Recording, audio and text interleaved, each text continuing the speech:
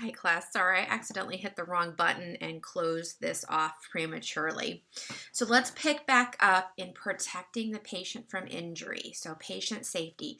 Nurses play a critical role in making sure we have the right patient. We've got informed consent. We've got the right records. We've got the correct results of any diagnostic tests. That we are planning to do the right or the right surgery on the right person in the right place, that we have assessed allergies thoroughly, and that includes latex allergy. We're going to be monitoring and modifying the patient's physical environment to take safety precautions. Not leaving a sedated patient is a huge one.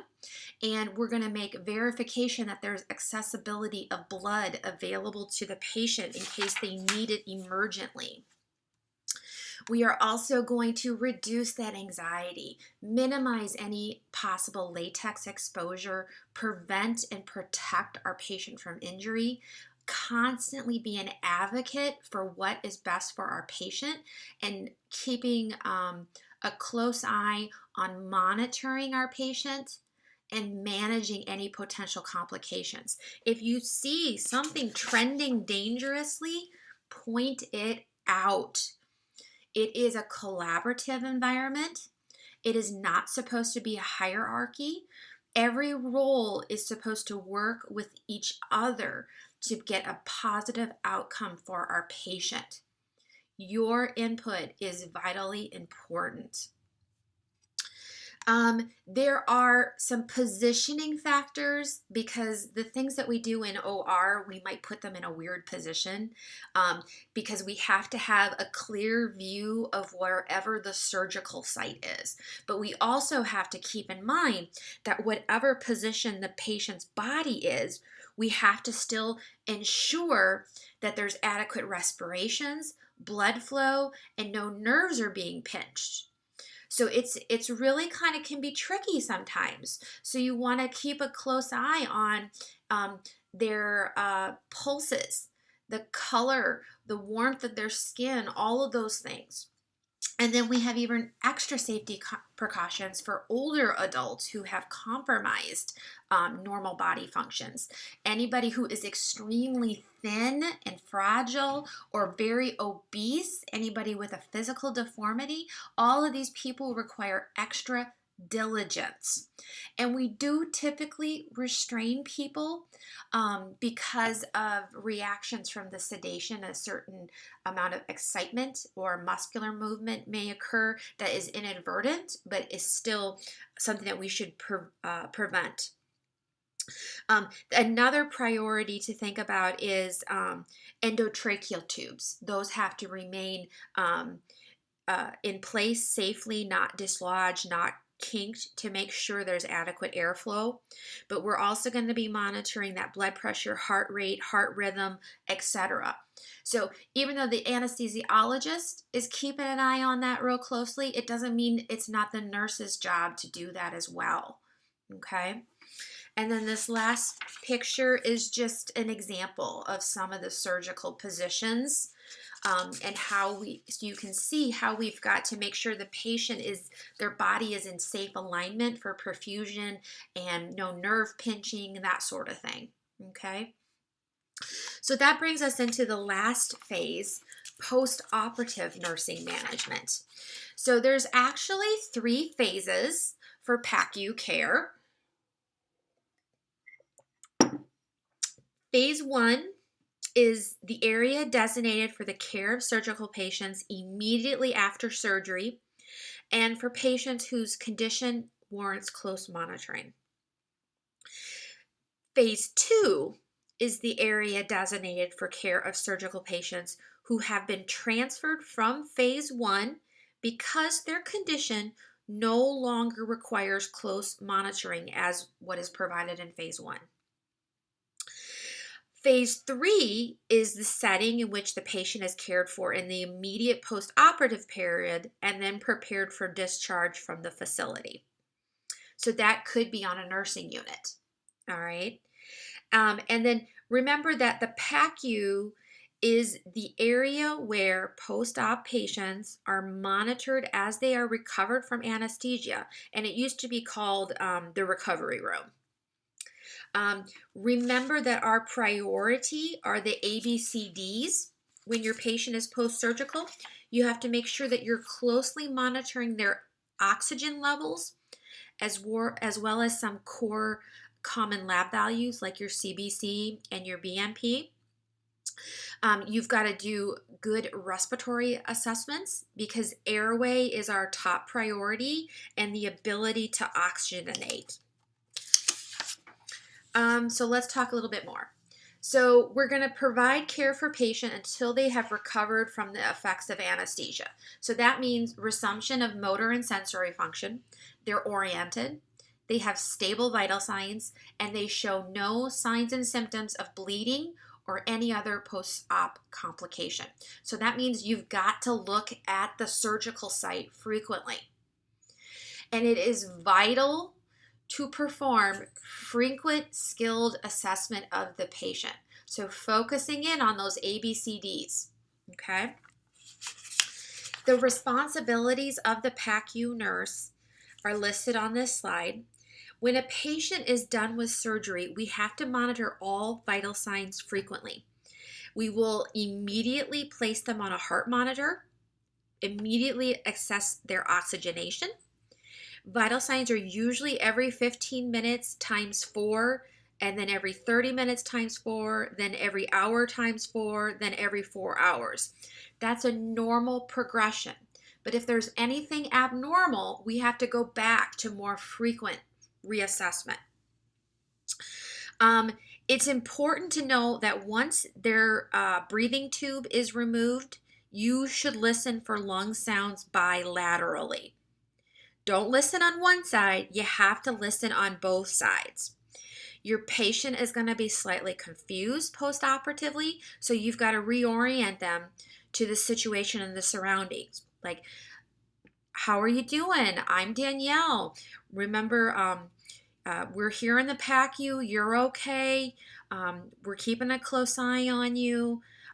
We're going to be checking your blood pressure. Do you have any pain? Do you feel any nausea? That sort of thing. We will be diligently assessing the patient carefully. This is also when we must continue any VTE prevention like SCDs, Lovenox, heparin. After they're out of the PACU, ambulation for the duration of their hospitalization is critically important. We also must assess any drains that were left in place after surgery. And when we assess that drain, we're looking for drainage output, color, volume, consistency, and the insertion site itself for redness, warmth, and drainage that would indicate infection. We expect the drainage amount to steadily decrease post-operatively and the site to remain free of infection. Okay, now the big thing that pops up with the PACU is nursing students don't recognize that our priorities in the PACU are different than our priorities on the nursing unit. So focus in on these priorities as being a different process than when you're a floor nurse. I can't stress that enough. Because in the immediate PACU, our number one concern is respiratory status. Okay, then we've got the respiratory function, the incisional or the surgical site, the orientation of the patient, and watching for blood loss, bladder distension, but respiratory remains our priority, followed closely by adequate perfusion and the surgical site. There is a PACU discharge criteria that must be met prior to giving them to a secondary department like a step-down unit or a nursing unit. Their vital signs must be stable, especially blood pressure and oxygen levels. They must have adequate respiratory function, and the surgical site must be stable. Now, one thing that students want to address in this stage is risk for infection. That's not a priority nursing diagnosis because the surgery just happened. There's not time enough at this point for infection to begin, typically. So respiratory status is our primary priority. And then there's also a table on page 457 in your textbook, table 19-1. It kind of talks about that discharge criteria a little bit more. So if they are an outpatient surgery and they're a direct discharge, these are the steps that we need to make sure that we address clearly and repetitively as much time it takes that a patient has adequate understanding. We must reinforce that they cannot drive home. They must have a driver. So of course, pre-operatively, that depends on a driver being with the patient when they arrive. Okay? We're going to give the instructions to not only the patient, but the responsible adult who is the driver. Okay? Because your patient may feel like they're fine, but they are going to have impairment of memory, judgment, and ability to react is going to be slowed because of the residual anesthesia and sedation. Those priority for a hospitalized post-op patient, respirations, pain, mental status, general discomfort. Pain is important because if a patient is in a lot of pain, their heart rate is going to go up, their blood pressure is going to go up, they're not going to be breathing deeply, and that will increase their risk for atelectasis and potentially pneumonia. If they've had any sort of an abdominal surgery, we have to make them splint their abdomen by holding a pillow tightly to their abdomen and then have them cough and deep breathe to encourage that deep breath and clearing those secretions from the lungs. Okay. That also goes in with airway, airway, airway. We've got to have an open airway. We've got to keep that head of the bed up. We've got to have suctioning set up and ready to go in case they do lose their airway. We can get that secretions out of the way. If they do vomit, turn them to the side. This picture shows you, if necessary, how to do a jaw thrush. So if your patient, if they are still over sedated, we can help position their neck and head to help open that airway. So if they're over sedated, their muscles may be more relaxed, and that closes off that oropharynx.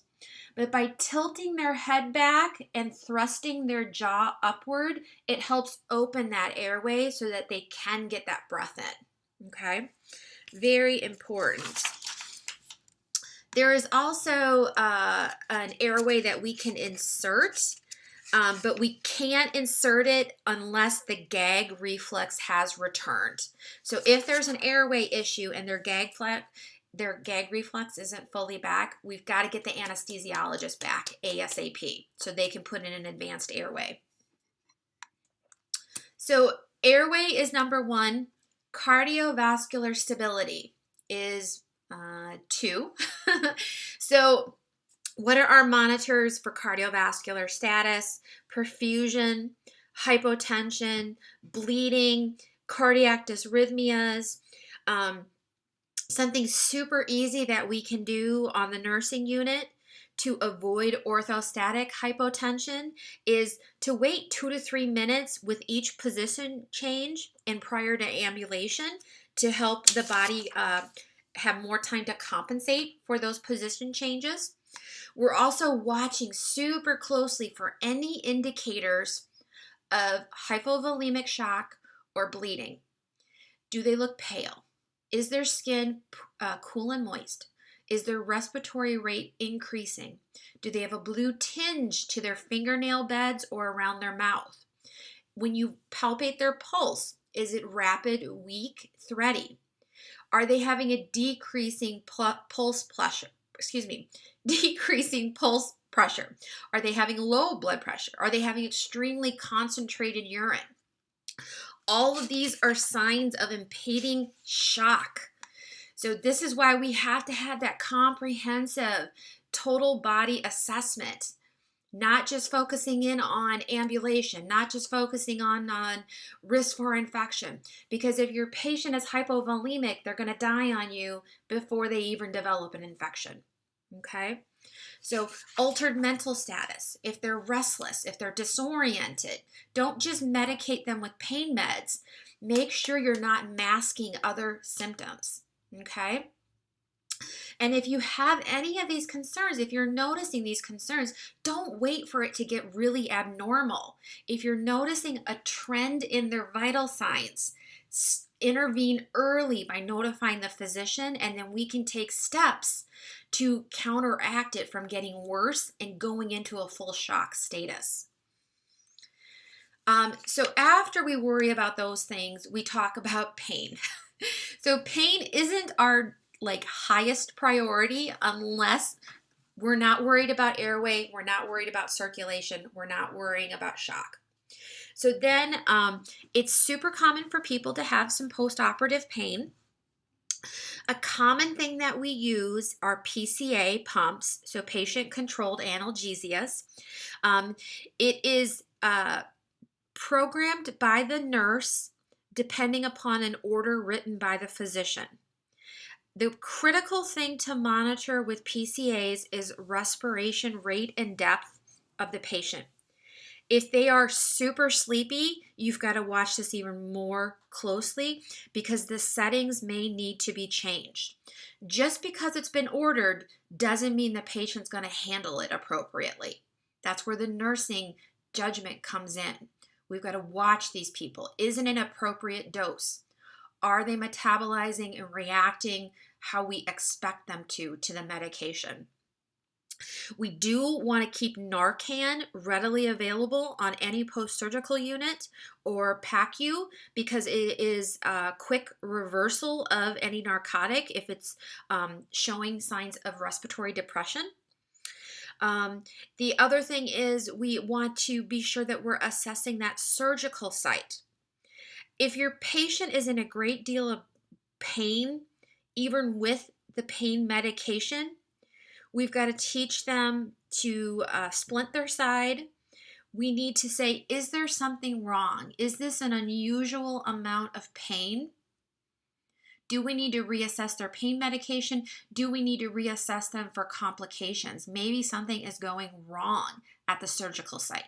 Is there unusual swelling? Is there rigidness, tenderness? Is there unusual drainage? Are they getting hypotensive? Is their pulse going higher? Maybe they're losing fluids inside their body, okay?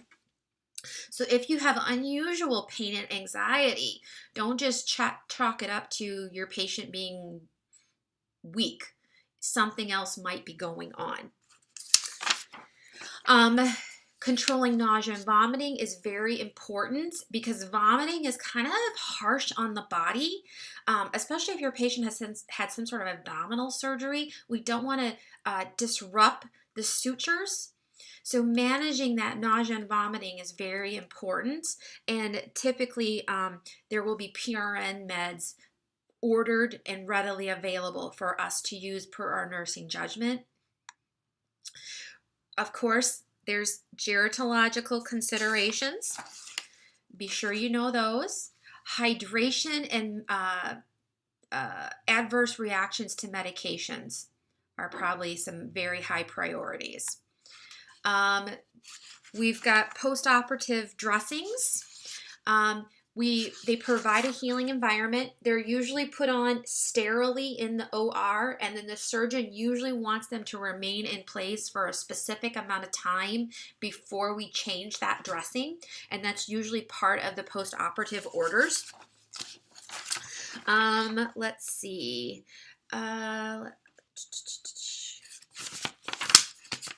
I'm just taking a look at my notes, and I want to back up to nausea and vomiting. So there's three main meds There are an antiemetic called ondansetron or Zofran. It's very commonly prescribed for prevention of postoperative nausea and vomiting. It can be given oral, IM, or IV. It has few side effects, and it's frequently the drug of choice.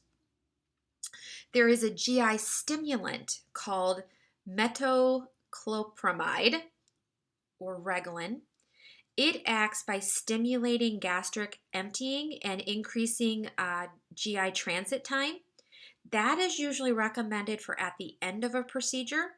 That is available in oral, IM, and IV forms. And then you've got your phenothiazine antiemetics. For an example, prochlorperazine compazine. That is indicated for control of severe nausea and vomiting, and that's available in oral, sustained release, rectal, IM, and IV forms. There's also promethazine or Phenergan is another common one that can be used post-surgically too. So those are probably the 4 most common ones that you'll find post-operatively ordered. So I apologize, I missed that on my notes and just wanted to circle back. So let's move forward to post-op. What are we worried about going wrong post-operatively? They could have a pulmonary embolism, hypovolemic shock, infection, wound dehiscence, or even evisceration.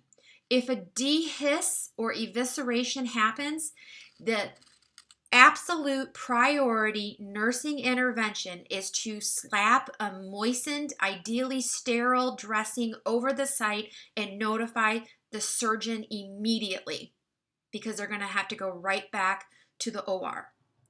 They can also have gastric dilatation, a paralytic ileus, atelectasis, pneumonia, urinary retention.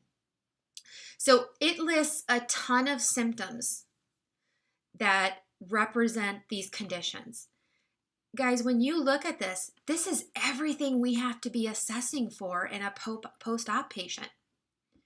And then based on the symptoms, we form what is most likely occurring in our patient. If they have dyspnea, it could be several different things. So we have to do a further assessment. What's their heart rate? What is their orientation status? What's their blood pressure? What's their level of anxiety? Are they restless? Are they oriented? All these things we have to then investigate to try and figure out what is going on in the patient. And we do not diagnose, but we need to know that these are the things we need to watch out for. These are the signs and symptoms we need to watch out for and report to the healthcare provider so that we can take steps to treat these problems. I can't stress that enough. Collaborative problems, an infection in the respiratory system, decreased oxygenation, deep vein thrombosis, a pulmonary embolism, hematoma, bleeding, infection, wound dehiscence, evisceration. All of these things are what we need to be monitoring for. Okay? Virchow's triad, I included this on the slide because if these 3 things happen, there is a high risk of venous thrombosis formation. If there's some sort of vascular trauma, well, if we've cut into the patient, like with a surgery, guess what? There's already vascular trauma. Increased coagulability, so that could be due to dehydration. And reduced blood flow, stasis. Well, guess what? They were just in the OR with no movement for X amount of time. You've got stasis. So just being post-surgical puts these 3 risks into potential. Okay? Let's see. Then how do we manage those? Close monitoring of your patient. So all the things on this slide, these are all the things that we need to be monitoring for. What are our nursing diagnoses? These are some great ones to start with right here on this slide. Let's see. I do want to touch base to DVT. I want you to be doing bilateral assessments of your patient. It is extremely rare that someone develops a deep vein thrombosis bilaterally. It's usually in one leg or the other. And if you are not doing bilateral assessments, you may not detect a decrease in blood flow or a decreased pulse because you're not comparing it to the one that doesn't have the clot in it. So just because they have a pulse doesn't mean it matches the other one unless you assess it. Some other symptoms of a DVT: swelling, pain, tenderness, changes skin color, warmth to the touch.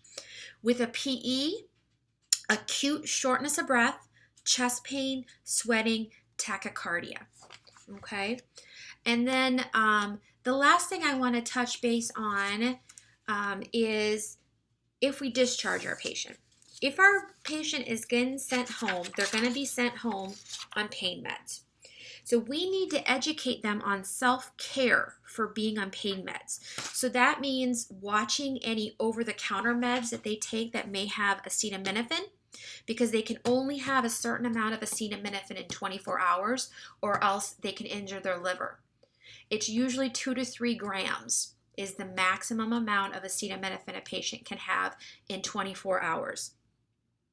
They need to be told to only take the number of pills prescribed at the prescribed time between dosing. They need to eat foods high in fiber, drink plenty of fluids to avoid constipation. They cannot drive while they are taking narcotic pain medication. They need to take these pain meds. Don't stop them prematurely, because they are ordered to help control the pain, which helps them be more active, move easier, heal more quickly, decreasing the risk of complications.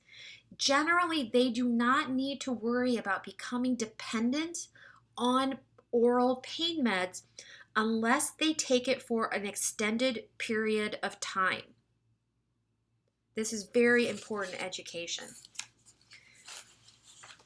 Okay, that is the big points that I want to hit home on these 3 areas of patient care. I really appreciate your listening, and let me know if you have any questions.